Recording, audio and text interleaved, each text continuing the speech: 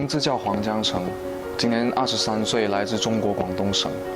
我选择餐饮服务行业的原因是，我享受服务别人的过程，同时我可以提高自己的沟通能力以及我的应变能力。我在一家叫做 M&T 的公司里面的工作，然后我的职位是前台咨询，在东华南岸府。基本上呢，我会尽最大的能力去满足我们住户的需求，以及协助他们，跟他们一起来拜访的客人。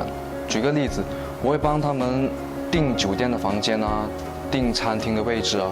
有时候我会帮他们举办生日派对，在我们22楼的多功能厅。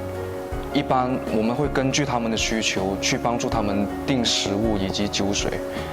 还有多一点就是，当我们有新的房子要交给新住户之前呢，我会和我的同事先上去装饰这个房子。当新住户来到的时候呢，我们还会详细的跟他们介绍我们的服务。这主要给了我一个非常好的工作经验，在这个餐饮行业里面。然后我发现呢，给我的好处呢是多方面的。首先呢，它提高了我的沟通能力，因为我们每天应对来自不同地方的客人。其次呢，就是解决事情的方法，它教会了我怎么成熟的去解决各种事情，还有我的应变能力也提高了不少。